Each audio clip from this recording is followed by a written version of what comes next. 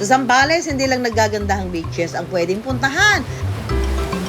Alam niyo ba na may tumutubo raw dito na bentang-bentang panghimagas at pangmerienda?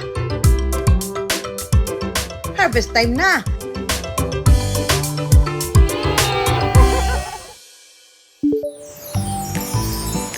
Mga plantito at plantita, sugod na sa Zambales. Kung saan ang mga itinatanim, hindi lang maganda sa mata, laman tiyan pa. Pero hindi ito mabibili sa farm o garden, kundi sa isang cafe. Nagulat talaga ako sa design. Masarap. Ang galing ng design, ang ganda ng creativity. Meron pa siyang plant, talagang dirt pot na dirt pot. Ayun naman pala ang nagbabalat kayong tanim sa paso. Ice cream pala! Ang cool na nakaisip ng kakaibang produkto, ang corporate girl turned entrepreneur na si Angel. Gusto namin yung kakaiba, artistic, Instagrammable. Talaga namang natuwa sila, nagulat, mixed emotions, but all positive I could say. Ang nakakatuwa doon is, aside sa yung mga bata, customers na rin namin yung mga magulang nila. Benta sa mga bata ang kanilang unicorn pot. Isang ice cream in a pot, twisted mallows ang ginawang horn o sungay nito, at chocolate ganache naman para sa mata ng unicorn. Kaya galing creative lang nung design. For someone po na hindi masyadong mahilig sa matamis, tama lang yung lasa niya. Inaman this summer ang kanilang beach pot, nilalagyan ng gummy belt na mukhang beach towel at white chocolate surfboard. That's really yummy. It is taste of summer already. Pero ang talagang nakakaintriga sa lahat, ang dirt pot o ice cream sa paso. So, sa dirt pot, first, nilalagyan namin siya ng ice cream of your chosen flavor.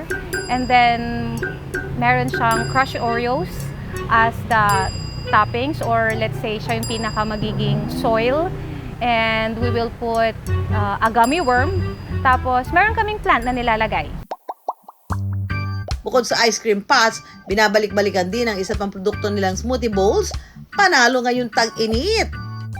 Ang paghahalaman at pagkain ng dessert like ice cream ay therapeutic daw para sa mga tita na gaya ko. Kaya naman, gagayahin natin si Angel at gagawa tayo ng DIY dirt pot.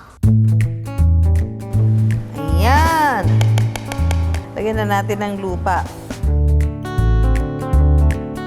Ayan. Tapos lagyan na natin to. Ang tanong, mapapaniwala ko kaya sila dito o matatakam sila dahil sa itsura nito? Medyo tricky question. Tingnan natin. Let's see. Ma, pwede mo try ito? No, bakit, ma'am? Mukha siyang soil and plant. Baka nakakain soil. Pag may nauna po sa akin kumuha sa harap ko, sumuka ko after. Pwede mong tikman to? Titikman ko yung halaman, ma'am. Yung halaman mismo? Yeah, pwede ba? Hindi, ito yung lupa na lang. O yung lupa? Oo. Hindi ba sasakit yung tiyan? Sir, umano ka, scoop ka ng ilalim. Malalim, may scoop.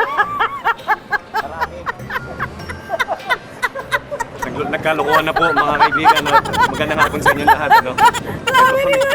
Sa ilalim, kasi sa ilalim, dyan yung talaga purong lupa. Purong lupa? Oo. May ugat. Yan, lupa. Kainin mo yung lupa. Sandali, yung lupa may ube. Sandali, paborito ko pa noon yung ube.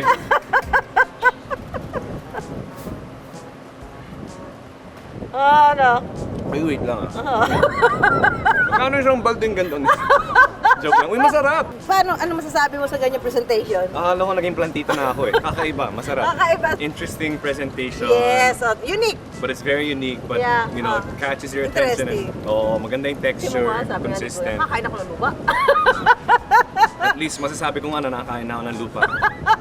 Kakainin niyo to? Hindi po, ma'am. Bakit? Nilupa, ma'am. Tikman natin, ma'am. Wow! Tikman natin lupa. Ayan! Ano? Parang ano siya na yung sa cake.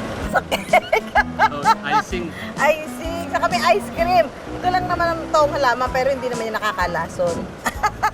Thank you, Sarap, ma'am. ma'am. Kala ko lupa eh. Hulog daw ng langit kay Angel ang pagkakaroon ng sariling negosyo. It started as a dream.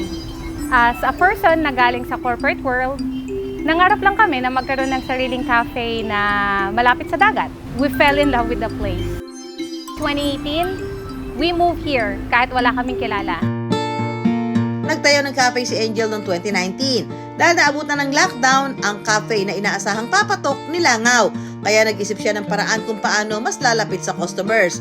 Ang sagot, isang food truck. We can go to different places, sell our products. Nakakapasyal pa kami, enjoying the view while traveling. And also, nakatulong siya na talagang mapababa yung overhead expenses namin. Pero ang dream business ni Angel, may kakambal ding pagsubok. Isa sa biggest challenge namin nung nag-transition kami sa food truck is yung rainy season talaga. Mahirap talagang mag-operate. Pero syempre, as an entrepreneur, as a business owner, kailangan mong mag-isip ng paraan on how to solve that. Kaya ang ginawa namin is pumasok kami sa bazaars, sa mga malls, para tuloy-tuloy pa rin yung business. Ang pagiging madiskarte negosyante ni Angel, kumikita ng hanggang 6 digits kada buwan. Nagbunga rin ito ng mas marami pang business opportunity para sa kanya.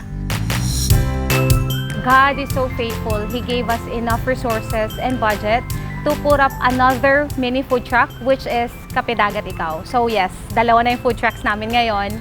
And nakapag-upgrade na rin kami ng mga gamit from espresso machine, blenders, and yung ibang mga gamit ng food truck. Ngayon, we have 2 new mobile bars that can cater events like weddings, birthdays, funeral services, and other corporate events. At ngayong taon, panibagong pasabog na naman ang ihahain niya. This 2025, we are planning to really go big. Molokai Bowls will have its physical stores in Angeles City, in Malolos, and also here sa SPMA. Iniwan ang pagiging empleyado para pasukin ang pagnenegosyo. Ang desisyon ni Angel talaga naman binago ang buhay niya for the better. My best advice is to start. And the best time to do it is now. Huwag mong susukuan. Expect challenges along the way, but have faith in God. Because that God who gave you that business idea will be that very same God who will give you your customers. Sa pagnenegosyo, kailangan ng tapang at lakas ng loob. Sabi nga, ang umaayaw ay hindi nagwawagi.